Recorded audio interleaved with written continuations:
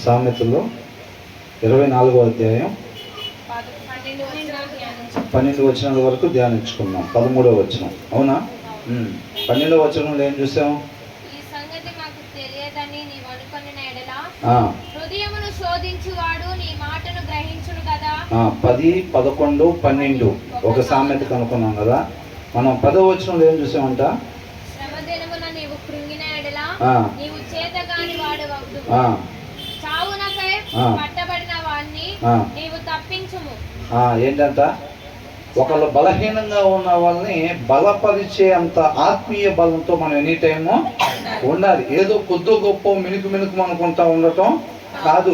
ఎక్కడో వెనకాలబడి ఉండే వాళ్ళని కంపేర్ చేసుకొని వాళ్ళకన్నా ఒక అడుగు ముందే ఉన్నాంలే, అలాగ మనల్ని మనం మోసం చేసుకునేవారుగా కాకుండా ఎనీ టైం ఎలా ఉండాలంట? ఒక బలహీనుల్ని మనం బలపరిచే అంతగా, ఒకరు నశించిపోయే వాళ్ళని మనం రక్షించగలిగే అంత బలం. దానికి మనం అనుకున్నాం కదా, అవునా? నీళ్ళలో ఒకరు మునిగిపోతుంటే వాళ్ళు మనం పైకి లాగాలంటే ఎంత బలం ఉండాలి? మనల్ని మనం కాపాడుకుంటా అట్ ద సేమ్ టైం వాళ్ళని కూడా కాపాడగలిగేటట్టుగా ఉండాలన్నమాట. అంతటి బలము ఎనీ టైం కలిగి ఉండాలి మనం. అర్థమవుతుందండి? అంతే తప్ప ఏదో లైట్గా ఆత్మీయతలో అలా ఉన్నాం అనుకోండి, కొంచెం పెద్దవాళ్ళు పెట్టారనుకోండి, ఏమైంది? పడిపోయే వారంగా ఉంటాం. అలా ఉండకుండా, అందుకనే మనకెందుకులే, మన వాటికి మనం బాగానే ఉంటున్నాంగా, మనం బైబిల్ చదువుకొని మన పిల్లలు పాటలు పాడుకుంటా చక్కగా ఇలా ఉంటే హాయిగా మన మట్టికి రేపు దేవుడు రాగానే మనం వెళ్ళిపోతాం. మిగతా వాళ్ళు ఎట్టపోతే మనకెందుకు? అవునా? మన పిల్లడు ఆత్మీయంగా సరిగ్గా లేకపోతేనే మనకు చాలా ఇబ్బంది అయిపోతూ ఉంది. వాడు బాగులేదు, మిగతా వాళ్ళ పిల్లలు అట్లా ఉంటున్నారు అనుకోండి, మనకు ఆ భారం కలుగుతుందా? మనకెందుకులే. 12వ వచనంలో ఏంటంట? ఈ సంగతి మాకు తెలియదని నీవు అనుకున్నలా ఏంటంట? సరే, ఏదో 4 మాటలు చెప్పొచ్చు కదా. మన ఇంట్లో కాదుగా పరిస్థితి, మన పిల్లలు కాదు కదా, మనమైతే ఆత్మీయంగా బాగానే ఉంటున్నాంగా, అవునా? వాళ్ళు కూడా వాక్యం చదువుకోవాలి, ఎవరేం చేస్తారు దానికి అని చెప్పి అట్లా అనుకోకుండా మన పిల్లడే అట్లా ఉంటున్నారు, చదువుకోవాలి, మనం ఏం చేస్తాం అని వదిలిపెడతామా? ఏం చేస్తాం? వాడిని కూర్చోబెట్టి వాడిని చక్కగా, అరే నాయనా ఇది పరిస్థితి, నువ్వు ఎక్కడున్నావో చెక్ చేసుకో, నువ్వు రోడ్డు కింద ఉన్నావు, రోడ్డు మీద లేవు నువ్వు అనేది మొత్తం చెప్తావా లేదా? మన ఇంట్లో అదే బయట ఎవరన్నా అట్లా రోడ్డు కింద కనపడితే మనకెందుకులే. మన వాళ్ళు అయితే లైన్లోనే ఉన్నారు అందరూ. ఒక్కసారి చూసుకొని మన కుటుంబ సభ్యులు అందరూ లైన్లోనే ఉన్నారా లేదా అని చెక్ చేసుకొని మన వాళ్ళందరూ లైన్ మీదే ఉంటే ఓకే. మిగతా వాళ్ళు ఎవరన్నా లైన్ కింద ఉన్నా మనకేం ఇబ్బంది అనిపించలేదు అనుకోండి, దేవుడు ఏమంటున్నాడు? హృదయాన్ని పరిశోధించేవాడు నిన్ను గ్రహిస్తాడు కదా, నీ అంతరంగంలో ఉన్న ఉద్దేశాన్ని తెలుసుకుంటాడు కదా. రేపు ఎవరెవరు ఏం ఉద్దేశించి జీవిస్తున్నారో వాళ్ళందరికీ తగిన ఫలితాన్ని ఆయన 12వ వచనం చివరిలో ఏముందంట? నిన్ను కనిపెట్టువాడు దానిని ఎరుగును కదా, నరులకు వారి వారి పనులను బట్టి ఆయన ప్రతీకారము చేయును కదా. వారి పనులను బట్టి అంతా ప్రతీకారం చేస్తాడు. నువ్వు ఆ దినాన నీ పక్కన వాళ్ళు, నీ పొరుగు వాళ్ళు వీళ్ళు రోడ్డు కింద ఉన్నా సరే, మేము కాదుగా, మా కుటుంబ సభ్యులు కాదు కదా అని నువ్వు ఎప్పుడైతే లైవ్ తీసుకున్నావో దానికి ఖచ్చితంగా ప్రతీకారం దేవుడు మనకి చేస్తాడు. అర్థమవుతుందండి?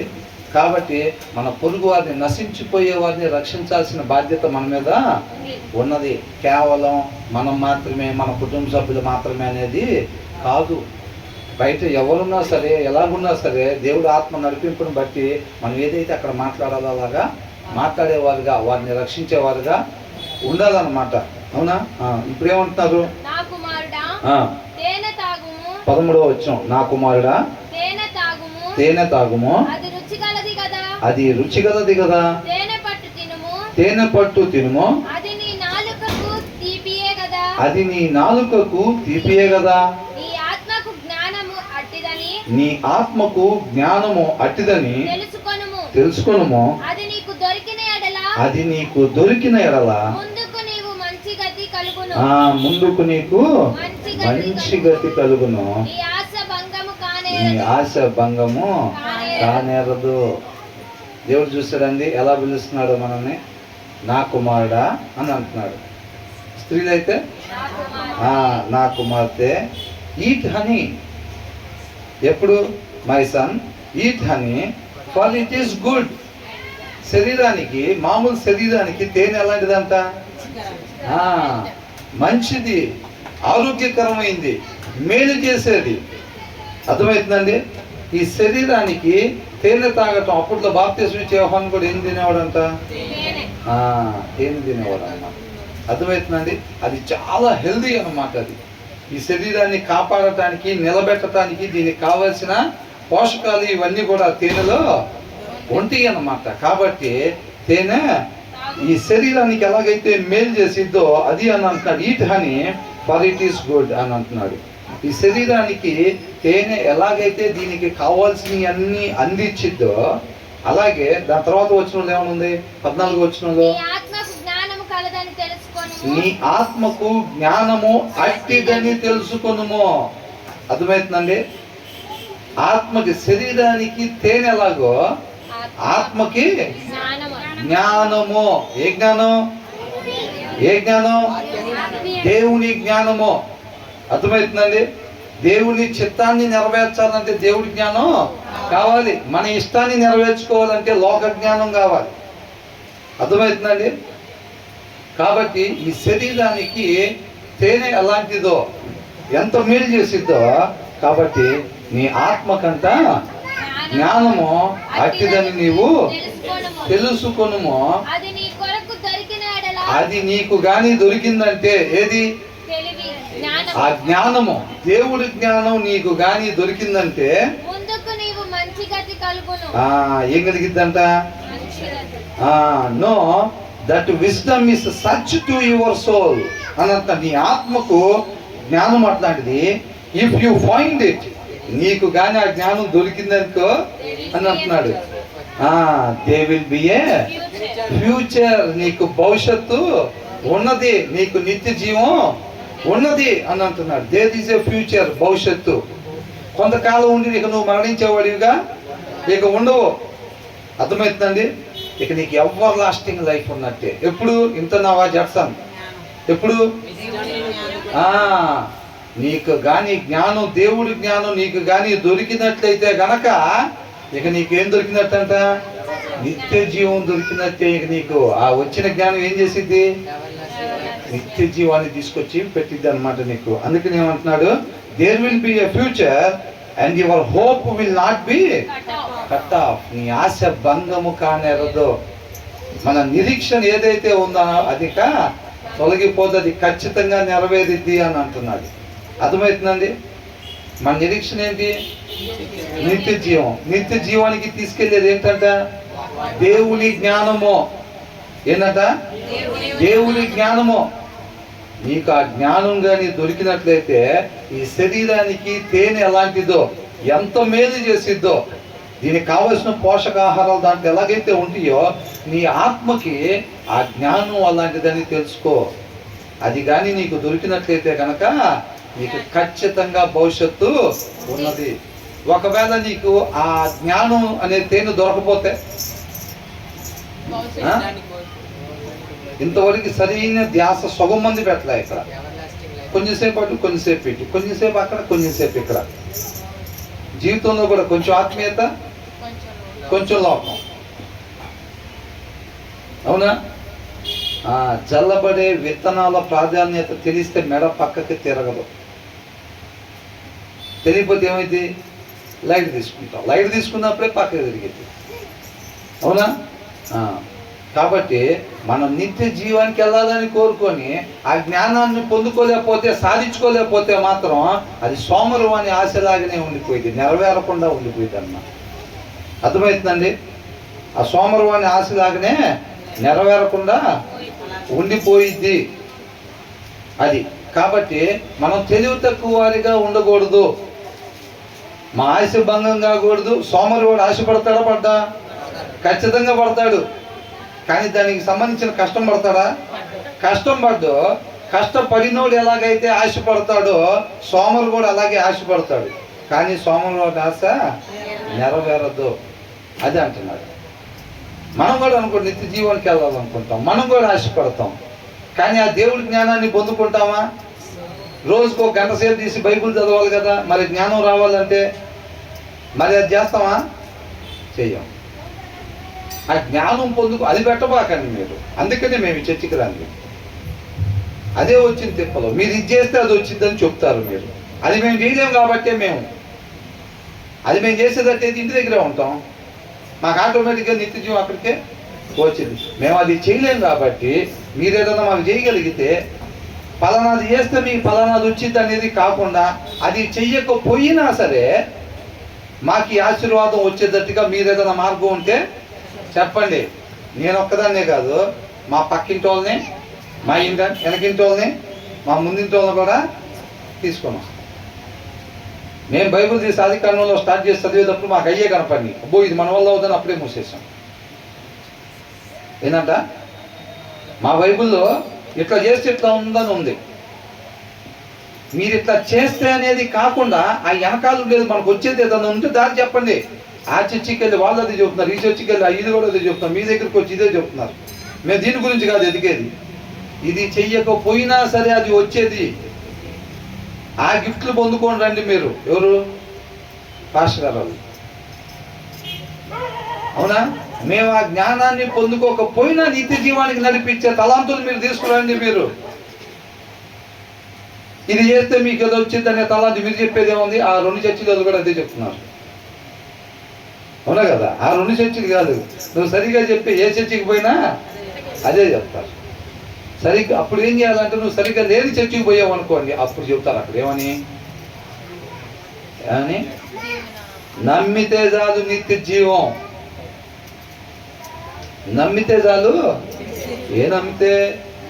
నమ్మకాల్లో 2 ఉన్నాయా లేదా? యాకోబు రాసిన పత్రికలో ఉందిగా. వీళ్ళు మొదటిది చెబుతూ ఉంటారు. వీళ్ళు అర్థమవుతుందండి. మొదటిది దెయ్యాల నమ్మకం చెప్తూ ఉంటారు. ఆ కిందది నమ్మి విధేయత చూపించాలి. నమ్మి అది దేవుడు మాటని నమ్ముతున్నాము, దానికి విధేయత చూపించాలి. అప్పుడే నిత్య జీవం. అర్థమవుతుందండి. ఆయన్ని ప్రేమిస్తున్నామండి అని అంటే ఆయన ప్రేమించేవాడు ఆయన ఆజ్ఞలు గైకొనాలంట. అవునా? వాళ్ళే ఆయన పిల్లలు అంటున్నాడు, వాళ్ళకే నిత్య జీవం అంటున్నాడు. నేను ప్రేమిస్తున్నాను అంటాం, కాదు ఆజ్ఞలు మాత్రం గైకొన్నాం. అవి దెయ్యాల ప్రేమ, దెయ్యాల నమ్మకం. అది అర్థమవుతుందండి. అదే ఈ మొక్క చెబితే జనం రారు. నీ ఫస్ట్ ఏది కావాలో డిసైడ్ చేసుకో. చర్చి పెద్ద చేయాలా, కూర్చుని మొత్తం నిండాలా, అసలు నీ పేరు చెబుతుంటే దడదల్లాడిపోవాలా మ్యూజిక్ నువ్వు వచ్చే ముందు, నీకు అది కావాలా ఇది కావాలా ఫస్ట్ అది డిసైడ్ చేసుకో. చర్చి మొత్తం విస్తరింపబడాలి, నిండిపోవాలంటావా? ఈ మొక్కలు వదిలిపెట్టు. నువ్వు ఏ మొక్కలు? ఆ జ్ఞానం మీరు పొందుకుంటేనే అనేది. అర్థమవుతుందండి. అసలు నీకు సోర్స్ అవ్వదు చర్చి కట్టుకోవటానికి. ఇంకా అట్లా కాదు, ఆయన ఉద్దేశం ఏదైతే ఉందో దాని ప్రకారంగా నడిపిద్దాం. మనం 50 మంది మనకొద్దు. ఆయన 5గురని ఇష్టపడితే 5గురే, ఆయన 50 మందిని ఇష్టపడితే 50 మంది, 500 మందిని ఇష్టపడితే ఆయన ఇష్ట ప్రకారం వెళ్దాం. మనకి ఇట్లాంటి ఏం వద్దు ఇంకా. కాబట్టి అక్కడ ఉన్నట్టుగా చెప్దాం. అప్పుడు ఏంటంటే చర్చిలు నేను తొందరగా, ఎందుకని అక్కడ కండిషన్ ఉంది. బ్లెస్సింగ్ ముందు కండిషను ఉంది. అలా ఉంటేనే అని అంటున్నాడు. అలా ఉండలేని వాళ్ళు ఏం చేస్తారు? బాబు ఇదేం ఫ్రీగా ఇవ్వట్లేదు ఇక్కడ. ఏంటంట? వీళ్ళేం ఫ్రీగా ఇవ్వట్లేదు. 4 వచనాలు చెప్పాడు ఆయన. ఆ 4 వచనాల్లో మొదటి దానికి కూడా ఇది చేయాలంట. ఇది చేస్తేనే అది వచ్చిద్దంట. 2వ వచనాల్లో కూడా ఇది చేస్తేనే అది వచ్చిద్దంట. 3వ వచనంలో కూడా ఏదో చేస్తేనే ఏదో వచ్చిద్దంట. 4వ దాంట్లో కూడా ఏదో చేస్తేనే ఏదో. ఇదేం ఫ్రీగా ఇట్లేదు కదా. మనం అంతసేటికి రావాల్సిన పని ఏమీ లేదు. అవునా? అట్లా కనుక్కుంటారన్నమాట. అది అలా కాకుండా ఇక్కడ మనం జాగ్రత్తగా గమనించుకోవాల్సిన విషయం కూడా, దేవుడి జ్ఞానము ఆయన నోట నుంచి వచ్చింది. ఆయన నోట నుంచి వచ్చింది వాక్యము. ఆ వాక్యాన్ని ధ్యానించేటప్పుడు మనం ఆ జ్ఞానం మనం పొందుకుంటాము. ఆ జ్ఞానం మనకి దొరకకపోతే నిత్య జీవం లేదు. ఎంత నటించినా. స్టార్టింగ్ ప్రేయర్ నువ్వేనా చేసేది? కావచ్చు కాక ఇంటి దగ్గర వాక్యం చదవకపోతే మాత్రం ఆ జ్ఞానం రాదు. నువ్వు నేను నిత్య జీవానికి వెళ్ళము. నువ్వు ప్రేయర్ చేస్తేనే స్టార్ట్ అవ్వచ్చు కాక, నువ్వు పాటలు పాడుతుంటేనే కనీసం అక్కడ పాడే 7 పాటల్లో 5 పాటలు నీయే ఉండొచ్చు కాక, నువ్వు కానీ వాక్యం చదవకపోతే నీ దగ్గర దేవుడి జ్ఞానం ఉండదు, నిత్య జీవము రాదు. అందుకని ఇక్కడ ఏమంటున్నాడు, ఇఫ్ యు ఫైండ్ ఇట్, నువ్వు కానీ దాన్ని పొందుకోగలిగావంటే మాత్రం there will be a future అన్నాడు. నువ్వు దాన్ని పొందుకోలేకపోయావనుకో, హూ హ్యాస్ బైబుల్ అని రాసి లేదు అక్కడ. బైబుల్ ఎవరెవరి ఇళ్లలో ఉందో వాళ్ళకి నిత్య జీవం అని అక్కడ రాసి లేదు. నీ దగ్గర ఆ దేవుడి జ్ఞానం ఉంటేనే. ఏడిస్తే కుదరదు. రేపు ఏంటంట, రేపు ఏడిస్తే మేఘాల మీద దేవుడు కనపడంగానే స్టార్ట్ అనగానే మనం ఒక్కలమే కాదు ఏడ్చేది. చాలా మంది ఇది చూస్తే చాలా మంది కన్సూప్ మీద ఏడుతానే ఉంటారు. ఇది చూసినా ఇంతమంది ఏడితే ఇంక నన్నేం కరుణిస్తాడు, నేను ఒక్కనే ఏడుతుంటారు, వాడు ఒక్కటి ఏడుతున్నాను లెక్కిస్తున్నాను అంటారు. ఇంతమంది ఏడితే ఇంక మనకు లేదురా బాబు అనుకుంటారు. అర్థమైందా? ఆ పనికిరాని ఆయుధం పట్టుకొని చాలా మంది ఉంటారు. దీన్ని ప్రయోగిద్దాం దేవుడు వచ్చినప్పుడని. ఉపయోగం లేదు, అది పనికిరాదు. అది అర్థమవుతుందండి. ఆయనగా తెలుసుకోవటం అంటే దేవుని జ్ఞానము, వాక్యము చదవటం వలన వచ్చే దేవుడి జ్ఞానాన్ని పొందుకున్నప్పుడే మనకి నిత్య జీవము వచ్చిద్ది. కాబట్టి పిల్లోడు ఇక్కడ తీసుకురావటమే లేకపోతే ఇంకోటి కాదండి. ఇక్కడ ఏమంటున్నారు, ఆ జ్ఞానాన్ని పొందుకుంటేనే నిత్య జీవాన్ని ఇక్కడ చెప్తారు. అంతవరకే ఇక్కడ జరిగేది. అర్థమవుతుందండి. ఆ జ్ఞానాన్ని పొందుకుంటేనే.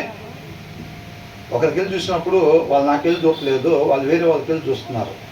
వాళ్ళు వినలేదని చెప్పి దాన్ని మళ్ళీ రిపీట్ చేస్తున్నారు. ఆ రెండోసారి చెప్పేటప్పుడు అందరి వైపు చూస్తుంటే ఇక్కడ ఇంకొకరి తలకాయ తీసుకొని ఇంకో పని వెళ్ళి చూసుకుంటున్నారు. వాళ్ళు ఈ మాట వినలేదని చెప్పి దాన్ని మళ్ళీ రిపీట్ చేయాల్సి వస్తుంది. ఆ రిపీట్ చేసే క్రమంలో నేను మళ్ళీ అందరికి వెళ్ళి చూస్తుంటే ఇటువైపు ఇంకొకళ్ళు వేరేకి వెళ్ళి చూస్తున్నారు. అవునా? కాబట్టి ఏంటంట, ఆ దేవుడి జ్ఞానాన్ని పొందుకుంటేనే. కాబట్టి ఇక్కడ ఏం చెప్తారంటే దేవుడి జ్ఞానాన్ని పొందుకుంటేనే నిత్య జీవం వచ్చిద్దని ఇక్కడ చెప్తారు. అంతే. ఆ జ్ఞానాన్ని ఎక్కడ పొందుకోవాల్సింది? ఇంటికి పోయి తీసి చదవాలి. అర్థమవుతుందండి. ఈ ఎగ్జామ్లో వస్తాయి, ఈ ప్రిపేర్ అవ్వాలి అని చెప్తారు స్కూల్లో. మనం ఇంటికి వెళ్ళి ఏం చేయాలి? అవన్నీ ప్రిపరేషన్ చేయాలి. ఇక్కడ కూడా ఏం చెప్తారంటే అంతే చెప్తారు. అర్థమవుతుందండి. ఇక్కడ కూడా ఆ జ్ఞానాన్ని పొందుకుంటేనే నిత్య జీవం అనేది చెప్తారు. ఇక్కడ ఆ జ్ఞానాన్ని పొందుకునే కార్యక్రమం ఇంటి దగ్గర చెయ్యాలి. ఆ తేనె తినే కార్యక్రమం ఎక్కడ? తేనె తింటే శరీరానికి చాలా బలం అనే విషయం ఇక్కడ చెప్తారు. తేనె ఎక్కడ తినాలి? ఇంటికి పోయి మన సత్తా చూపించాలి. లిటరల్గా తీసుకోబాకనే తేనె తినటం అంటే ఇది కాదు. వెళ్తా ఒక తేనె బాటిల్ కొనుక్కొని వెళ్ళి మొత్తం తిన్నారంటే ఉపయోగం లేదు. అర్థమవుతుందండి. ఇక్కడ ఉపయోగం ఉంటుంది, అక్కడ ఉపయోగం ఏమీ ఉండదు. అర్థమవుతుంది కదా? కాబట్టి ఇక్కడ వాక్యము చదువుకుంటే దేవుడి జ్ఞానం వచ్చిద్ది, అది మనకి నిత్య జీవాన్ని తీసుకొచ్చిద్ది అని చెప్తున్నాం. అర్థమైందండి. వాక్యం చదివే కార్యక్రమం ఎక్కడ చేయాలి? ఇంటికి పోయి ఆ పన్నెండుతో చూడాలి మనం. ఇక్కడికి మాత్రం వచ్చేసేస్తా, ఇక్కడ మాత్రం పాటలు పడేసి ప్రార్థన చేసేసి ఇది చేసేసి ఎవరు అడిగినా ఇక్కడ విన్నప్పుడు ఏ జ్ఞానం వచ్చిందో తెలుసండి. ఈ బైబిల్లో పల్నాది ఉంది. మనం తినాలా లేదా? తినాలి బ్రహ్మాండంగా. మన దేవుని చిత్తాన్ని నెరవేర్చడానికి నిత్య జీవం కావాలంటే ఏం చేయాలి? దేవుడి జ్ఞానం కావాలి. మొత్తం చెప్పేసేస్తా ఉంటాం, కానీ తినకపోతే నిత్య జీవం కావాలంటే ఏం చేయాలంటే దేవుడి జ్ఞానం కావాలంటాం. ఇక్కడ విన్నాం కాబట్టి మరి వచ్చిందా నీకంటే అది చెక్ చేసుకోవాలి. అర్థమవుతుందండి. శరీరానికి బలం కావాలంటే ఏం చేయాలి? తేనె తినాలంటాం ఫస్టే. మరి తిన్నావా అంటే చాలామంది ఆజ్ఞానం. బైబిల్లో ఏమని ఉంది అని తెలుసుకుంటారు అంతవరకే. అది ఏదో ఉందో లేదో చూసుకోరు. బైబిల్లో రేపు అక్కడ గేట్ కార్డ్ నిలబెట్టి బైబిల్లో ఏమేమని ఉంది అని చెప్పి ఏం అడగరు. వాళ్ళు క్వశ్చన్లు ఏమి వేయరు. అక్కడ క్వశ్చన్లు వేయంగానే వాటన్నిటికీ సమాధానం పెడితే లోపలికి అంటారా? అది అర్థమవుతుందని దాన్ని అనుసరించాలి. చాలా మందికి ఉండే జ్ఞానం ఏం చేస్తారని అంటే బైబిల్లో పలానాలాగా ఉంది, ఈ విషయంలో ఎలాగుంది, ఈ విషయంలో ఎలాగుంది, అంతవరకు జ్ఞానం తీసుకుంటారు. అర్థమవుతుందండి. కానీ అది వీళ్ళ జీవితాల్లో కనపడదు. అబద్ధాలు ఆడకూడదా? ఆడకూడదు అంటాడు. మళ్ళీ ఇంకో ప్రశ్న ఏంటంటే ఏమంటే వాడి సమాధానం చెప్పేస్తూ ఉంటాడు, కానీ వాడి జీవితంలో కనపడబోయి ఎక్కడికి వెళ్తాడు? నిత్య నరకాగ్నికి వెళ్తాడు. ఏంటంట? బైబిల్లో ఎవరైనా చెప్తా ఉంటే ఓ బ్రదర్ని పిలిచారు చెప్పడానికి. ఆ బ్రదర్ చెప్పి నేను మొత్తం నాకు తెలుసు ఆల్రెడీ, నేను చదివా. అవునా? బ్రదర్ చెప్పింది మొత్తం నాకు ఆల్రెడీ తెలుసు. కరెక్టే. తెలుసు, కరెక్టే, నువ్వు చదివావు, మనలో ఉందా అది? అది మెయిన్. అది లేకపోతే లేదు. కాబట్టి తెలుసుకునే జ్ఞానం కాదండి, శ్రద్ధ కలిగి వినేటప్పుడు. ఎందుకంటే దాన్ని చేస్తాం అన్నమాట. మనం బైబిల్ చదవటప్పుడు దాన్ని చెయ్యాలని ఆశ కలుగుతూ ఉండిద్ది అన్నమాట. అర్థమవుతుందండి? కాబట్టి దాన్ని బాగా వాక్యము చదవాలన్నమాట. చదువుతూ ఉంటే దాన్ని అనుసరించాలనే ఆశ మనకి కలిగిద్ది. అది మన వల్ల కాదనేది మనకి అర్థమవుతూ ఉండిద్ది. ఆయన్ని ఆశ్రయిస్తాం అన్నమాట. అర్థమవుతుందండి? మనకు మనంగా వాక్యం చదవకుండా పరిస్థితుల్లో నిలబడి ఉండాలని ప్రయత్నం చేసినప్పుడు మనం పడిపోతున్నది మనం చూస్తాం. అర్థమవుతుందండి? అబద్ధాలు ఆడకూడదంటాం, పరిస్థితిని బట్టి ఆడటం అనేది మనం గమనిస్తాం.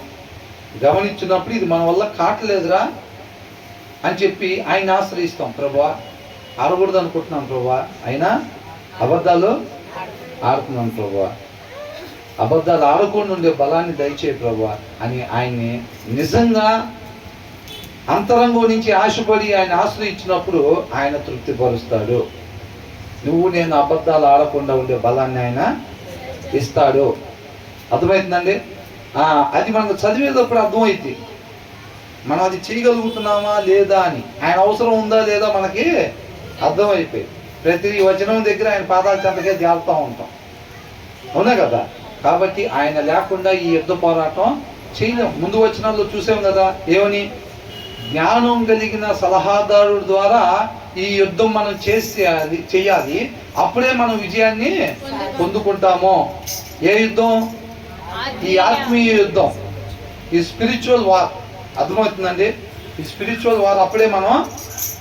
ఎవరు ఆ వైస్ కౌన్సిలర్? ఎవరు ఆ జ్ఞానం కలిగిన సలహాదారుడు? ఎవరు? దేవుడు. అవునా? దేవుడు మనం ఏ రీతిగా ఉండాలి అనేది మనకి చెప్తా ఉన్నాడు. కాబట్టి ఆ జ్ఞానం కలిగిన ఆయన ఇచ్చే నడిపింపు, ఆయన సలహాలను బట్టి మన యుద్ధ పోరాటంలో, ఆత్మీయ యుద్ధ పోరాటంలో మనం ముందుకెళ్ళినట్లయితే కనుక అప్పుడే విజయం మనకు వచ్చిద్దంట. ప్రభువా, నువ్వు ఒక నిమిషం పక్కనుండు, దీని సంగతి నేను చూసుకుంటాను. ఈ పరిస్థితి సంగతి అంటే బొక్క బార్లో పడిపోయి ఉంటాం. కళ్ళు అట్లా ఆరిపెట్ట తెలిసే లోపల ఎట్లా ఉంటాం? అవతరోడు యుద్ధంలో మనం గుద్దితే ఎట్లయితే బార్లో పడిపోయి ఉంటారా, అట్లా బొక్క బార్లో పడిపోయి ఉంటాం ఆ పరిస్థితి ముందు మనం. అవునా? అది అనుభవపూర్వకంగా తెలిసిద్ది అన్నమాట మనకి. అర్థమవుతుందండి? కాబట్టి ఇక్కడ ఏమనంటున్నాడు? శరీరానికి తేనె ఏ రీతిగా మంచిదో, ఆ శరీరానికి మేలు చేసిద్దో, మన ఆత్మకంట దేవుని జ్ఞానము అట్టిదని నీవు తెలుసుకునము. అది నీకు దొరికిన ఎడల. దొరకపోతే నీకు అసలు ఫ్యూచర్ లేదు, నీ ఆశ ఖచ్చితంగా భంగం అయిపోయింది. ఎప్పుడు? ఆ జ్ఞానం, దేవుడి జ్ఞానం మనకి దొరకకపోతే, మనం వాక్యం చదవకపోతే, పాటలు పాడవచ్చు, 4-5 పాటలు, ప్రార్థన చేయొచ్చు కాక, చాపలు చేయొచ్చు కాక, దేవుడి జ్ఞానం వాటిలో వచ్చింది అన్నారా? వాటిలో కాదు. అవునా? ఆయన వాక్యం చక్కగా చదువుతూ ఉండేటప్పుడు దేవుడి జ్ఞానం మనకి వచ్చింది. అది మనం పొందుకుంటేనే మనకి దేర్ ఈజ్ ఎ ఫ్యూచర్ అన్నమాట. దాన్ని జాగ్రత్తగా అండర్లైన్ చేసుకోండి. ప్రతిరోజు ఇక్కడికి వస్తే నిత్య జీవం వచ్చిందని కూడా మీరు అనుకోవద్దు. అర్థమవుతుందండి? ఆశపడే ప్రాణాన్ని, ఒకవేళ మీకు ఇక్కడ రావడానికి కుదరలేదు, అయినా సరే మీరు ఎక్కడో ఉన్నారు, క్యాంప్కి వెళ్ళాల్సి వచ్చింది 1 నెల రోజులు, ఆ 3 వారాలు దప్పిగా ఉన్న వాళ్ళు ఎక్కడున్నా సరే, అంతరంగంలో నిజంగా దప్పిగా ఉన్న వాళ్ళు ఎక్కడున్నా ఆయన ఆహారం అక్కడికి పంపిస్తాడు అంతే. అర్థమవుతుందండి? కాబట్టి దాని ప్రకారంగా మనం ఆ జ్ఞానంతో నింపబడాలన్నమాట. ఎనీ టైం వాక్యాన్ని బాగా చదవాలి. దాని తర్వాత ఏమంటున్నారు? ఇప్పుడు వాక్యం చదవకుండా మరి మనం అంతా షోయింగ్, మిగతా పనులన్నీ జరుగుతున్నాయి అనుకోండి. టయానికి రావటం, ప్రతిరోజు రావటం, పెట్టినప్పుడెళ్ళే రావటం, పాటలు పాడటం, ప్రార్థన చేయటం, చేపలు ఎత్తటం, స్నాక్స్ డబ్బులు ఇవ్వటం, లేకపోతే ఇట్లాంటివన్నీ జరుగుతున్నాయి అనుకోండి. వాక్యం మాత్రం చదవకుండా ఈ మిగతాదంతా చూస్తే డూప్లికేట్ నోట్ని ఎంత చక్కగా ఒరిజినల్ లాగా తయారు చేసినది ఒరిజినల్ అయిద్దా? అవ్వదు అసలు. అది అర్థమవుతుందండి? ఒరిజినల్ మాత్రమే ఒరిజినల్. దేవుడి జ్ఞానాన్ని పొందుకుంటేనే తప్ప. కొంతమంది ఏం చేస్తారంటే డబ్బులు ఉన్న వాళ్ళలాగా బిహేవ్ చేస్తారు. వాళ్ళ దగ్గర బేసికల్గా డబ్బులు ఉండవు. డబ్బులు ఉన్నవాడు ఎలా షర్ట్ ప్యాంట్ వేసుకుంటాడు, ఎలా కట్ చేస్తాడు, ఎలా జోబులో చేపెట్టుకొని నడుస్తూ ఉంటాడు, ఎలా డిగ్నిటీ మెయింటైన్ చేస్తాడో కొంతమంది రోడ్ల మీద అట్లాగే మెయింటైన్ చేస్తూ ఉంటారు. కొంతమంది ఆఫీస్ అలా మెయింటైన్ చేస్తూ ఉంటారు. కొంతమంది అలా డ్రెస్సింగ్ మెయింటైన్ చేస్తూ ఉంటారు. వాళ్ళని చూసినప్పుడు ఏమనుకుంటారంటే వీళ్ళు కొంచెం డబ్బు ఉన్నట్టున్నారు, డబ్బున్న వాళ్ళలాగా ఉన్నారు అని అనుకుంటాం. బేసిక్గా అలా కాదు, డబ్బులు ఉండవు. అది ఫైరింగ్ జరిగినప్పుడు తేలిపోయింది, ఆ పొట్టంతా రాలిపోయింది. ఏ పొట్టు?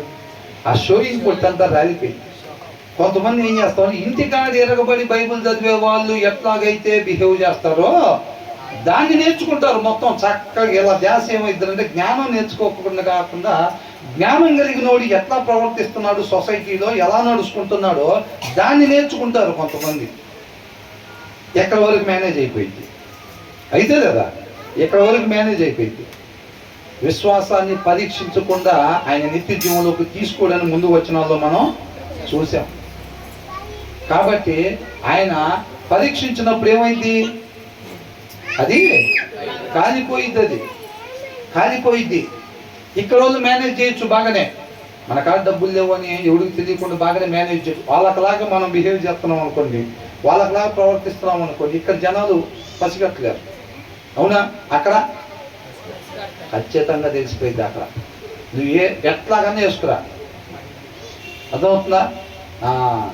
జ్ఞానం ఉంటేనే లోపలికి తప్ప జ్ఞానం లేనిలాగా హెయిర్ స్టైల్ చేయించుకొచ్చినా, జ్ఞానం లేనిలాగా నడిచినా, వాడిలాగా నువ్వు సౌమ్యంగా ఉంటున్నా, వాడిలాగా నువ్వు మాట్లాడుతున్నా, నువ్వు ఏది చేసినా సరే లోపలికి మాత్రం లేదు. అక్కడ నిష్కలంకమైంది కానీ ఏది భంగమైంది ఏది కూడా లోపలికి రాదు. రాశారు క్లియర్గా, అర్థమవుతుందండి. అంటే దీన్ని బట్టి ఇంక మనకి ఏమన్నా పని జరిగిద్దా షోయింగ్ వల్ల? అవుదబ్బాయి అట్లయితే. అవునా? నిజంగా చదువుకొచ్చే వాళ్ళు ఎట్లున్నారో మనం వాళ్ళకిలాగా ఉండేటట్టుగా మనం కూడా విశ్వాసంలాగా షోయింగ్ చేయటం ఆపేసి నిజంగా మనం జ్ఞానం సంపాదించుకుంటే బెస్ట్. జ్ఞానం సంపాదించుకున్న జ్ఞానం కలిగిన వాడు ఎట్లా ఉంటున్నాడో దాన్ని నేర్చుకునే కన్నా ఆ జ్ఞానాన్ని నేర్చుకోవటం మంచిది. జనాన్ని కాదు మనం మోసం చేస్తుంది, మనల్ని మనం మోసం చేస్తున్నాం. రేపు అక్కడ సిగ్గుపడాల్సిన పరిస్థితి మనకుంటుంది. ఎవరెవరినైతే మోసం చేసామో వాళ్ళకి కాదండి. అవునా? జనాల్ని మోసం చేస్తున్నాం అని ఎక్కడ అనుకుంటాంలే కానీ రేపు అక్కడ వీళ్ళు సిగ్గుపడే పరిస్థితి ఉంది. రేపు మోసపోయేది నేనేరా బాబు, మోసపోయింది, నిత్య జీవాన్ని పోగొట్టుకుంది నేనే అని అనుకుంటాడు. అర్థమవుతుందండి. దేవుడు మహాకృపను బట్టి ఆ విషయాలు ముందుగానే మనకి తెలియపరుస్తున్నాడు అన్నమాట. అవునా? కాబట్టి తెరవబడిన హృదయం, దున్నబడిన నేలకి మన హృదయాలు ఉన్నట్టయితే కనుక విత్తనాలు పడినప్పుడు చక్కగా ఫలించేగా ఉంటాయి అన్నమాట. హృదయం మూసేసుకొని మనం ఎలాంటి మాటలు విన్నా, యేసుక్రీస్తు వాళ్ళ పక్కనే ఉండి ఇష్టమైతే ఏం చేశాడు? అవునా? కాబట్టి ఎలాంటి ప్లేస్లో మనం ఉన్నా సరే ఆ ఇంటెన్షన్ లేకపోతే కనుక నశించిపోయే వరకుగానే ఉంటాము అని అంటున్నాడు. చదువుకుంటా వెళ్ళిపోవటం కాదండి, మనకు అర్థమవుతుంది కదా.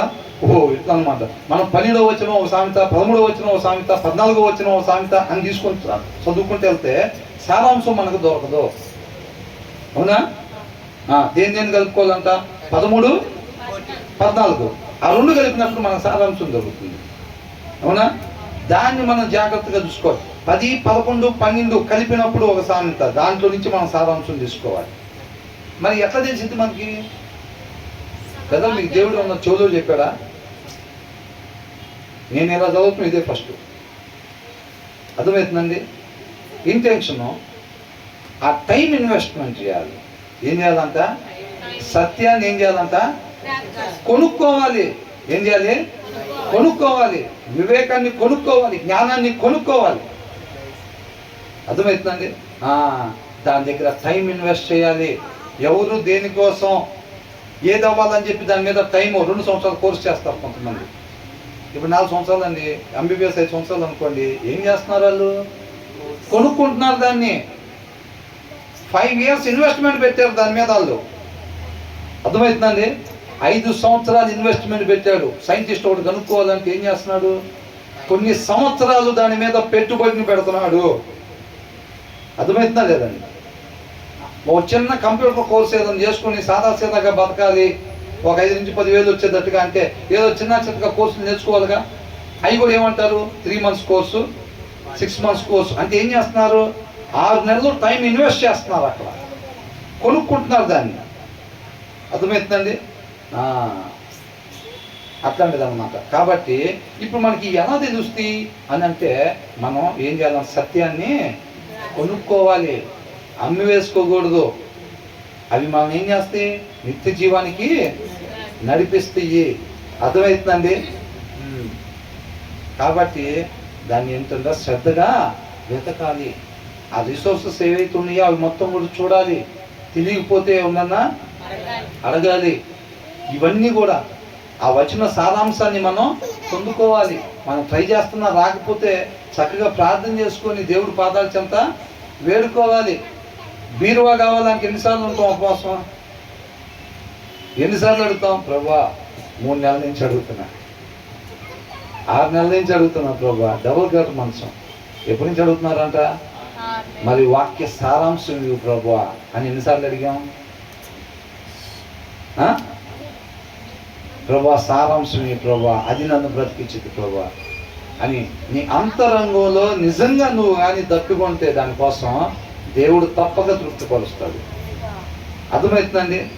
మనకి వాళ్ళు వేసుకునే డ్రెస్సింగు, వాళ్ళు నడిచే నడక మీద ధ్యాస ఉందనుకోండి, జ్ఞానం కలిగినోడు ఎట్లుంటాడో మనం అలా ఉందాం, దాని మీద ధ్యాస ఉంటే దేవుడు నీకు దయచేయడు. ఎందుకంటే షోయింగ్ బయట జనాలు చూస్తారు, ఆయన అంతరంగం చూస్తాడు. పైన వచ్చిన 12వ వచనం చూసాం కదా, ఏమని? మనకి ఎందుకు ఈ సంగతి మాకు తెలియదండి, వాడు ఏం బలహీనంగా ఉన్నాడంటే మనకు తెలియదు బ్రదర్ అది అని చెప్పి, అదే పరిస్థితుల్లో వాళ్ళ అబ్బాయి వాళ్ళ అమ్మాయి ఉంటే వాళ్ళు జాగ్రత్తగా బలపరుచుకుంటున్నారు. కానీ పక్కింటోడు, ఇంటి ముందోడు, లేకపోతే ఎక్కడ ఆఫీస్లో వాడు, లేకపోతే అక్కడ ఇక్కడ కనపడు, ఎందుకు మన పిల్లలు కాదు కదా, వాళ్ళు చదువుకోవాలి, వాళ్ళు చూసుకోవాలి అది అని మనం లోపల అనుకుంటుంటేనంట హృదయాల్ని ఖచ్చితంగా శోధించేవాడు నిన్ను చూసుకొని నువ్వు లోపల ఏదైతే అనుకున్నావో దానికి ఖచ్చితంగా నీకు చేయాల్సింది చేస్తాడు కదా అని చెప్పి రాశాడు. అంటే ఆయన ఏం చూస్తున్నాడు? ఫేస్ ఫీలింగ్స్ కాదు. ముందే డబ్బులు అడగకుండా మనం చుట్టాలింటికి వెళ్ళినప్పుడు ఎట్లుంటాం?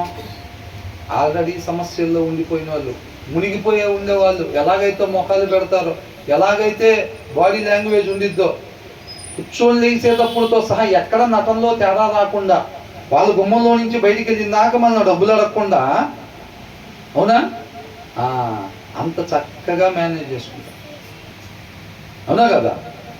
అవన్నీ దేవుడు చూస్తాడా లేదా?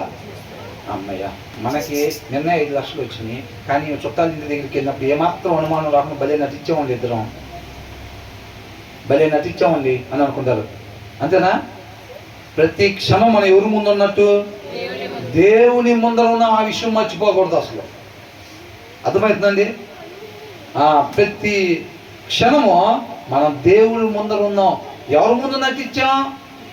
అదే పిన్ని వాళ్ళ ముందు భలే నటించాం కదా, ఇంటి పక్కన వాళ్ళ దగ్గర భలే నటించాం కదా. నువ్వు పిన్ని వాళ్ళ దగ్గర కాదు నటించింది, ఎవరి దగ్గర నటించావు? దేవుడి దగ్గర నటించావు అన్నారా? దావీదు ఏమన్నాడు? నీకే నేను విరోధముగా పాపం చేశాను అన్నాడు. అవునా? కాదు, ఇక్కడ పరిస్థితులు చూస్తుంటే ఎవరికి పాపం చేశాడు? బెత్షెబాకో, లేకపోతే ఇప్పుడు అక్కడ ఉన్న ఊరియాకో, లేకపోతే అక్కడ ఉండే వాళ్ళకి పాపం, వాళ్ళ ముందర పాపం చేసినట్టు పరిస్థితి కనపడుతుంది. కానీ ఏమంటున్నాడు? కళ్ళు తెలుసుకున్న తర్వాత చెప్తున్న మాటలు, నీకే విరోధంగా నేను పాపం చేస్తాను. అంటే మనం ఏం చేయాలి? గుమ్మం దాటి బయటకు వచ్చిన తర్వాత ఏం మాట్లాడుకోవాలి? దేవుడి దగ్గర భలే నటించాం కదా మనం అని మాట్లాడుకోవాలి. పిన్నోళ్ళ ఇంటి దగ్గర భలే నటించాం కదా, డబ్బులు ఇంటి కూడా లేనట్టుగా భలే నటించాం కదా. పిన్నోళ్ళ ఇంటి దగ్గర కాదు నటించింది, ఎక్కడ? దేవుడి ముందర భలే నటించాం కదా మన ఇద్దరం అని మాట్లాడుకోవాలి. అవునా? వాడు ఏదో పనికి పిలుస్తాడు, ఇక్కడి నుంచి అక్కడ దాకా వెళ్ళాలంటే ఆ విషయం మనకు తెలియగానే వాడు రాకుండా ఏం చేస్తాం? వాడు నోరు చేసి మాట్లాడక ముందే ఒకే తలకాన్ని పల్లాడిపోతున్నాం రా నాయన, ఏం రైతు వచ్చావు అంటాం, ఏం రైతు వచ్చావు అని అంటాం. వాడు వచ్చిన పని తెలుసు, వాడు ఏ ఉద్దేశంతో వచ్చాడో మనకి తెలుసు. మనం బయటకు పోకూడదు అని చెప్పి ఏమంటాం? ఒకటే తలకాయని చెప్పి అల్లాడిపోతున్నాం, అసలు ఏంటి ఇటు వచ్చావు అని అంటాం. బాగా చేసాం కదా షోయింగ్. ఎక్కడా? దేవుడి దగ్గర. అవునా? ఆయన మోసం ఏం చేసాం, ఈయన మోసం చేసాం. అరే మన యనమల కుదురుకి చాలా దూరం ఉన్నాం, మనకి ఇక్కడ తెలిసిన వాళ్ళు లేరు. ఆ కోటుతో పని లేదు. ఏ కోటుతో? ఆత్మీయ కోటుతో పని లేదురా. మనం ఇక్కడ ఎట్లా ఉన్నా సరే, కాలేజీ సరౌండింగ్స్, మన చర్చి వాళ్ళు ఎవరు లేరు, మన కాలనీ వాళ్ళు ఎవరు లేరు. పైగుండి లేపు కాళ్ళ పైకి, మళ్ళీ బయటకు పోయేటప్పుడు పెడదాం బట్టనం, మళ్ళీ అప్పుడు దింపుదాం కాళ్ళు. అవునా? ఫెలోషిప్ వాళ్ళు లేరు అక్కడ, యనమల కుదురు వాళ్ళు లేరు. ఎవరున్నారు? దేవుడు ఉన్నాడు. కొంతమంది అన్నట్టున బయట అట్లా, ఇక్కడికి వచ్చేసరికి ఎట్లా? బైక్ అక్కడ ఎట్లా పోయింది? రే రే పోతావురా అనిపించుకుంటారు బయట. ఇక్కడ అదే ఆ పిల్లోని చూసి నేర్చుకోరా. ఆ పిల్లోడు చూడు ఎట్లా బానిస్తాడు బండి. ఎక్కడ? మన కాలనీలో రే ఆ పిల్లోని చూసి నేర్చుకుంటారా. ఏదైనా బయట వాడి సావాసం మాత్రం పట్టబాకండ్రా అంటాడు. బయటది ఎక్కడ చలామణి అయిపోయింది. దేవుడు అక్కడ ఉన్నాడా లేదా?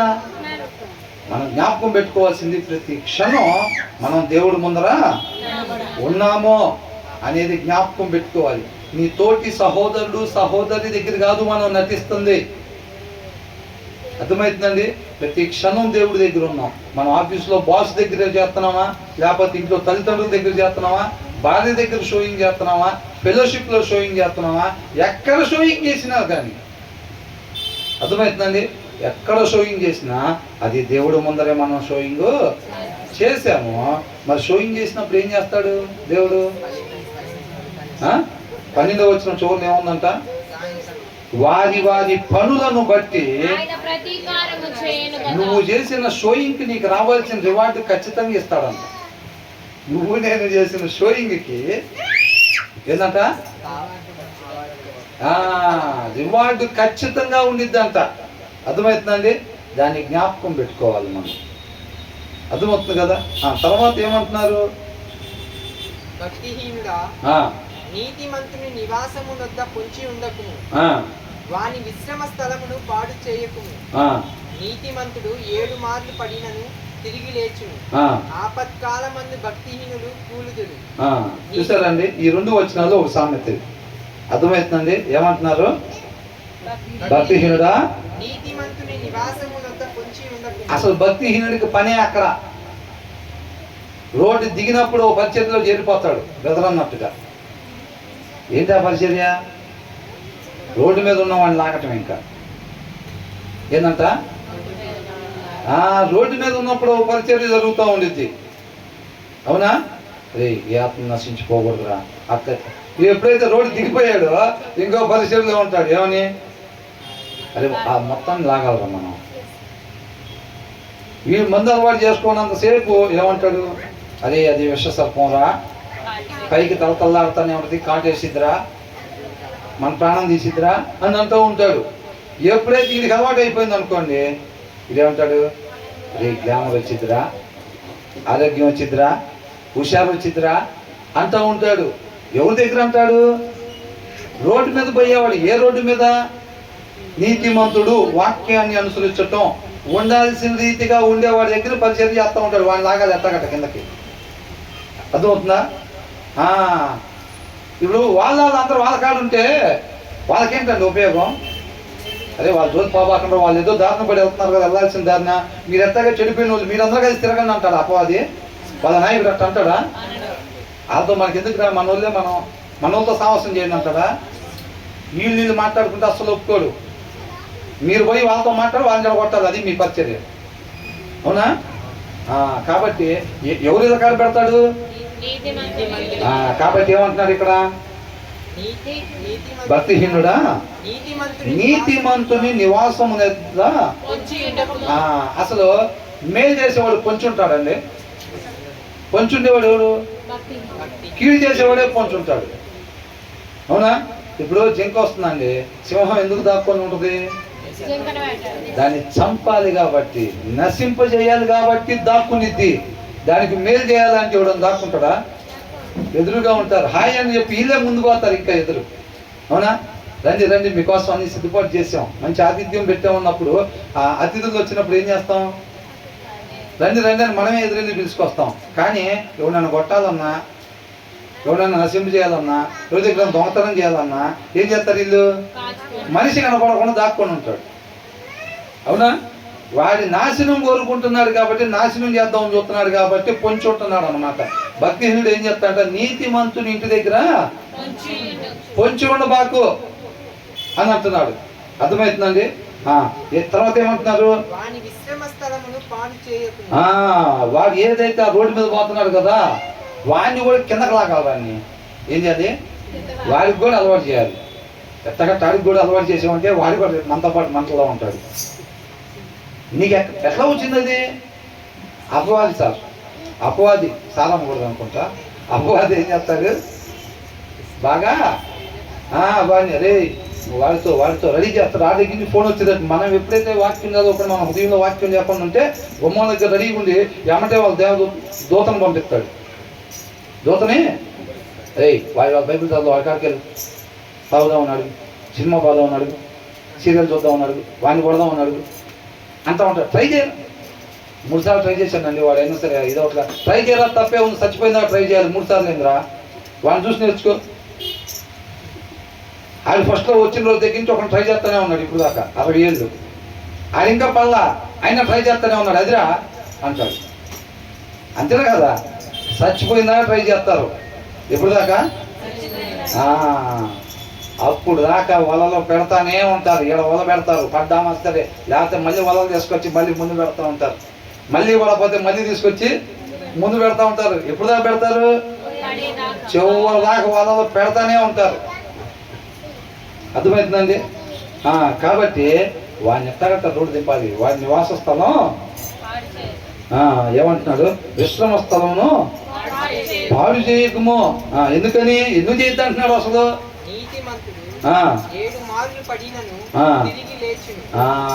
అది సంగతి. నువ్వు అని ఏం చేయలేవు. ఏంటంట? ఏం చేయలేవు. ఎందుకని? ఎలా లేపుస్తున్నాడు? ఆయన ఆశ్రయ దుర్గం లేపుతాడు అనమాట. ఏం చేస్తాడు? ఆయన్ని లేపుతాడు అన్నమాట. ఏమన్నా ఉంది? ఎన్నిసార్లు పడిపోయినా 7 మారులు అని అన్నా సరే, ఎన్నిసార్లు అయినా అని అర్థం. అర్థమవుతుందండి? 6 సార్లు అయినా అవ్వదు, 7వ సార్లు చేసినాను ఆయన ఇట్లాగా అని అంటే ఏంది బైబిల్ అర్థం? ఎన్నిసార్లు అయినా సరే అని అర్థం. సౌన్కి ఏమొచ్చినా రాసేది అది విన్నది కాకుండా దీనిలో మనం చెక్ చేస్తా ఉండాలి. ఇప్పుడు విన్నప్పుడు ఎక్కడైనా మనం వినంగానే ఏం చేయాలి? చెక్ చేయాలి. ఇప్పుడు మనం అనుకున్నాం కదా, ఇప్పుడు చదవలేదు అనుకోండి, యాకోబుకు 150 మంది కుమారులు అనగానే ఏం చెప్తాం? ఓకే అని అనుకుంటాం. బయట ఎవరిని అనగానే ఏం చెప్తాం? యాకోబుకి ఎంతమంది అని అనగానే 150 అని అంటాం. ఎట్లాగా అని అంటే నేను ఎన్నో దగ్గర అనుకుంటాను. అవునా? ఇది ఒకరిది కాదండి, అందరిది. నుంచొని చెప్పి ఆయన ఏం మిస్టర్ పర్ఫెక్ట్ ఏం కాదు. కూర్చునే వాళ్ళకన్నా ఎక్కువ ఉండొచ్చు మచ్చలో. 100% అండి. ఇప్పుడు ఎక్కడైనా సరే ప్రతి చోట నుంచొని చెప్పేవాళ్ళు మిస్టర్ పర్ఫెక్ట్ ఏమో తెలుసా, కేసు తెచ్చారు, అది ఏ ఉండదు. అది అవునా? ఒక్కొక్కసారి మనం సరి చేసుకోవాల్సింది వచ్చినప్పుడు ఆ ప్లేస్లో ఇదేదో మనకు సంబంధించిన లాగా ఉంది అని అనుకుంటాం.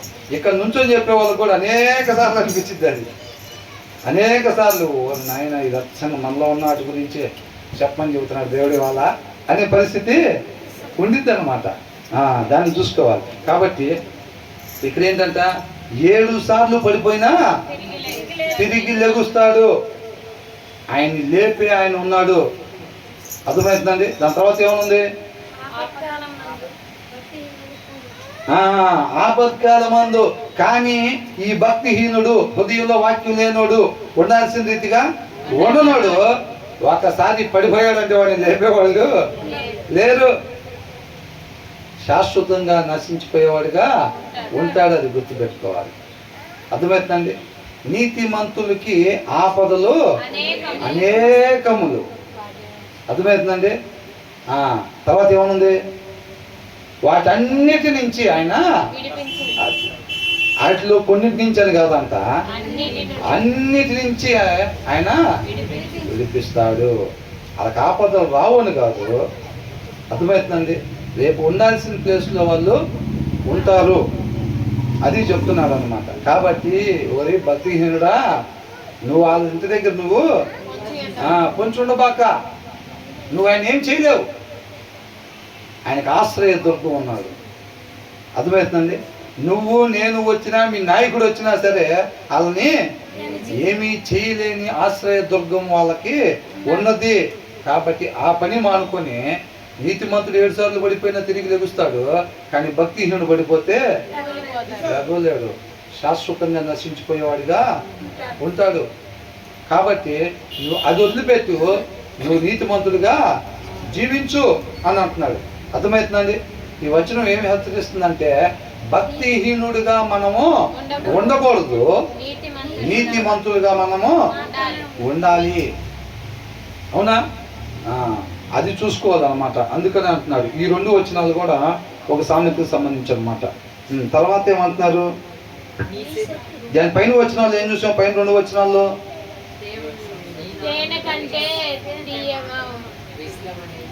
జ్ఞానం సంగతి గాలి కొద్ది పెట్టారు, తేనె మాత్రం గట్టి పట్టు. నేను అదే ఎగ్జాంపుల్ 2-3 సార్లు చెప్పడం వల్ల వచ్చిన తిప్పలు ఇయ్యే. ఏంటంట?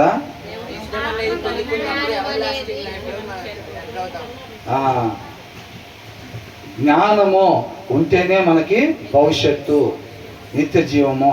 అది లేకపోతే మనకి భవిష్యత్తు లేదు. అర్థమవుతుందా? దాని తర్వాత ఏం చూసాం? నీతిమంతుని వలె ఉండాలి, భక్తిహీనులాగా ఉండకూడదు అని చెప్తున్నారు. తర్వాత ఏమంటున్నారు?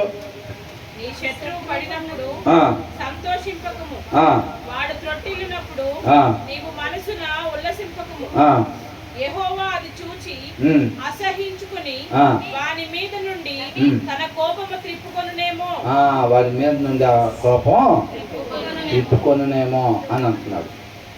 అర్థమవుతుందండి. నీ శత్రువు పడినప్పుడు సంతోషింపకము అని అంటున్నాడు. అర్థమవుతుందండి. సంతోషించేది ఎవరు? ఏ ఆత్మ నశించిపోవటం ఇష్టం లేని ఆయన పక్కన వాళ్ళు పడిపోతే నవ్వుకుంటామా? మన పాటలు బ్రహ్మాండంగా పడతాం. ఎవరన్నా పడ్డారంటే మన ముందు అసలు ఏం లేదు, అందరూ పళ్ళు బయటే ఉంటాయి, అందరూ పళ్ళు బయటే ఉంటాయి.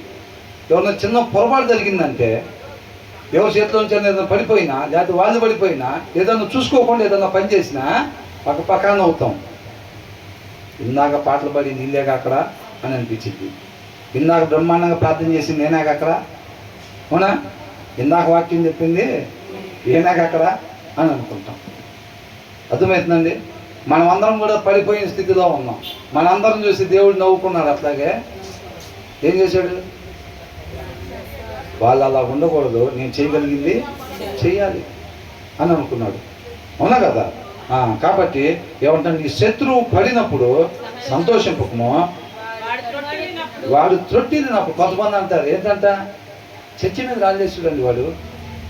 తర్వాత 2 వారాల తర్వాత వినపడింది వార్త, వాడు కాలు ఇరిగిందని. ఏంటంట? పర్వాలేదా? చర్చి మీద రాయేసినందుకు వాడు కాలు ఇరిగితే లెవెల్ అయిపోయిందా? ఇప్పుడు చల్లగుందా? ఆ చర్చి మీద రాళ్ళు చేసినప్పుడు కడుపులో మంట, ఇప్పుడు కాలు ఇరిగింది అనగానే చల్లగుందా లోపల. అవునా? అట్లాగే ఉండదా నిజమైన విశ్వాసకి? అది వాళ్ళు మారాలి. రాళ్ళు విసిరేసినప్పుడు వాళ్ళు సత్యంలో లేరు అని అనుకుంటాం. అవునా? కాబట్టి వాళ్ళకి హాని జరగక ముందే వాళ్ళు సత్యంలోకి నడవబడాలి అని అనుకుంటాం. అవునా కదా? అనేక మంది మిషనరీస్ని చంపేసినప్పుడు వాళ్ళ భర్తల్ని వాళ్ళ భార్యలో చక్కటి సాక్ష్యాన్ని చెప్పారు కదా. ఏమని?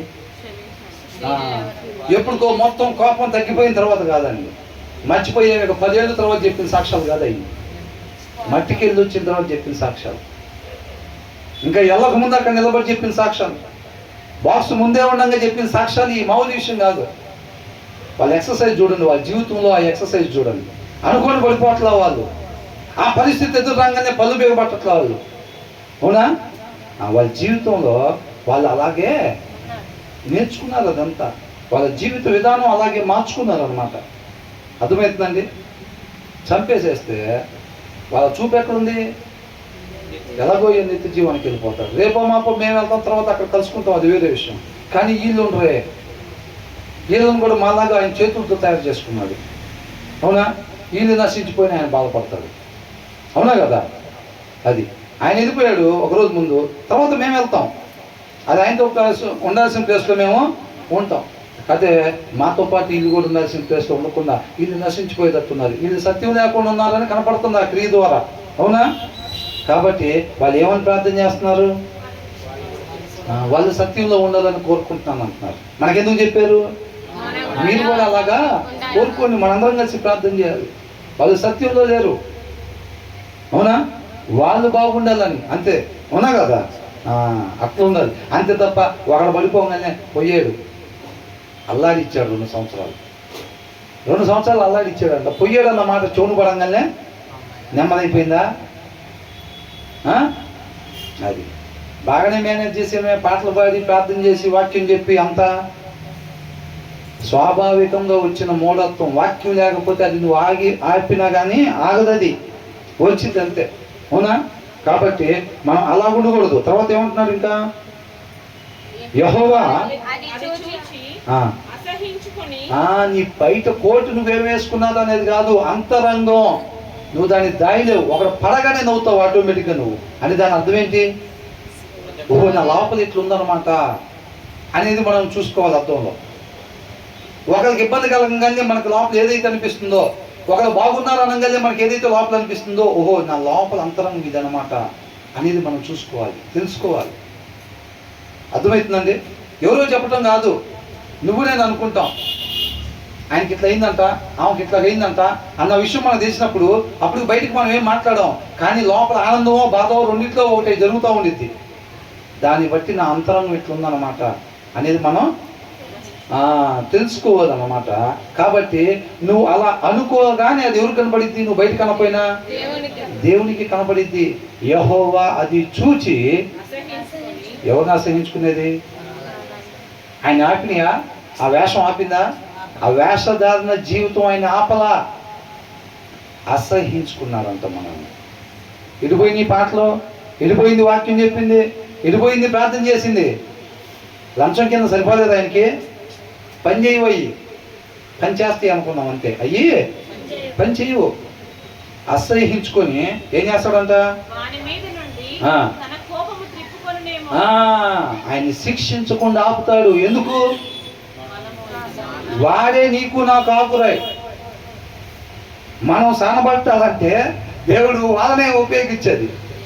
ఆయన ఉండాల్సిన రీతిగా లేడు కాబట్టి ఆయనకి పనిష్మెంట్ ఇద్దామని దేవుడు అనుకున్నాడు. పనిష్మెంట్ రావాలి కదా. ఆ పనిష్మెంట్ ఇస్తుంటే మనం ఎప్పుడైతే నవ్వుతున్నామో అంటే వాడి వల్ల నువ్వు ఇంకా సరి కావాల్సింది కాబట్టి వాడిని ఆపుతాడు అనమాట. అట్లా వాడిని ఆపినప్పుడు ఏం చేస్తాడంటే వాడు నీకు చేయాల్సింది ఇంకా నవ్వుకొడుతూ ఉంటాడు. న్యాయాధిపతులు ఎట్లయితే తీసుకునేది సరి చేస్తారు చూసారండి. అట్లా ఎప్పుడైతే దేవుడు వాళ్ళని శిక్షించుకుని ఆపినప్పుడు ఏం చేస్తారంటే వాళ్ళు మన సంగతి చూస్తారు. వాళ్ళు మన సంగతి చూసినప్పుడు ఎక్కడైతే పళ్ళు బయట పెట్టే తత్వం ఉందో అదంతా పోయి సరే అయిద్ది అనమాట. ఎంతమందికి అర్థమైంది? అర్థమైందా? దయచేసి అర్థం కాకపోతే ఎక్కబాకండి. దాన్ని బట్టి మళ్ళా మనం దాని గురించి డిస్కషన్ చేసుకుందాం. అర్థమవుతుందండి? వాళ్ళకి ఒకవేళ మనం దేవుడు అంట వాళ్ళని శిక్షించకుండా ఆపుతాడంట. వాళ్ళు శిక్షించకపోతే ఆ మూర్ఖత్వం వాళ్ళు అలాగే కలిగి ఉండి ఆ మూర్ఖత్వంతో మనం డీల్ చేస్తారు వాళ్ళు మనల్ని. అవునా కదా? అలా డీల్ చేసినప్పుడు మనం ఎక్కడెక్కడైతే ఆయన పోలిక రావాలో ఆ పోలికలోకి సరి చేయబడతాం అన్నమాట. తర్వాత వాళ్ళ సంగతి చూస్తాడు ఎట్లాగో. అవునా? కాకపోతే మనం సరైన దాకా వాళ్ళ సంగతి చేర్చకుండా ఆపుతాడు. అంటే ఇక్కడ సరి కావాల్సింది ఉంది. ఈ నవ్వాడంటే వాడు తొట్టినప్పుడు ఈ నవ్వాడంటే వీడు సరి కావాల్సింది ఉంది. కాబట్టి వాడిని మనం సరి చేయకుండా ఆపాలి. ప్రస్తుతానికి వాడి సంగతి అది పనిష్మెంట్ ఇవ్వకుండా మనం ఆపాలి. వాడిని ఆపినప్పుడు ఏమైంది? వాడి ద్వారా వీడు సరి అవుతాడుగా, సరి అవుతాడు. ఎప్పుడైతే ఇక్కడ పోలిక ఆకారం వచ్చిందో అప్పుడు అక్కడ పనిష్మెంట్ అక్కడ పడితాడు. అంటే మనం ఏం చేయాలి? పైకి నటన జీవితం వచ్చి పక్కుమని నవ్వి ఎవరు కనపడకుండా మేనేజ్ చేసే జీవితాలు కాదంటున్నాం. అది పడంగానే నవ్వు పడిందిలే, మనం నాకన్నా బాగా ప్రార్థన చేస్తుంది అనుకున్నాం. పడిందిలే, మొత్తానికి పడ్డాడులే, మన నాకన్నా పాట పాడాడు అనుకుంటున్నా. అది మనసులోనే ఉంది. ఏది పెట్టినా తృప్తిగా తినలేకపోతున్నా. కింద పడి మోకాలు డొక్కిపోయినాయి. ఏమన్నంట లోపల ఆనందం 3 సమోసాలు ఇస్తే ఎప్పుడు 3 సమోసాలు ఇస్తే తినమంటే కూడా తిన్నోళ్ళు ఆ రోజు ఇంకో 2 ఇవ్వండి బ్రదర్ అని అడిగి తింటున్నాం. ఎందుకు? లోపల ఆనందం. మనకన్నా బాగా పాటలు పాడింది, మనకన్నా బాగా ప్రార్థన చేశాడు, ఏం చేయాలా అనుకుంటున్నాం. మన వల్లేమే కాదు, ఆ పాటలు నేర్చుకోవటం, ఆ ప్రార్థన, ఆ విధేయత చూపించి ఆత్మ నడిపింపు ద్వారా ప్రార్థన చేయటం, ఆ పనులు మన వల్ల కావు కదా. కానీ వాళ్ళకి ఏదో ఒకటి జరిగితే మాత్రం హ్యాపీ. ఆ నటన జీవితం వద్దు అంటున్నాడు. ఆయన ఎక్కడ సరి చేస్తున్నాడు? లోపల అంతరంగం సరి చేస్తున్నాడు. తెలుస్తుందా? అంతరంగం సరి చేస్తున్నాడు అన్నమాట. డాడీ ఇక్కడ తగ్గింది, డాడీ బెడ్ వస్తుంది డాడీ అంటే పోనీ అమ్మ మంది వేసుకుంటే తగ్గింది. డాడీ ఏంది ఆలోచన తేడా ఉండే అంటే అవునా ఏది ఇట్రా అనాలి. అవునా?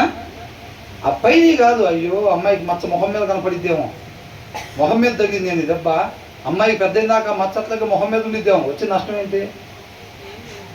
వచ్చే నష్టం ఏంటి? అది అవసరం కాబట్టి ఇచ్చాడు, ఆయన ఇష్టపడ్డాడు కాబట్టి ఇచ్చాడు.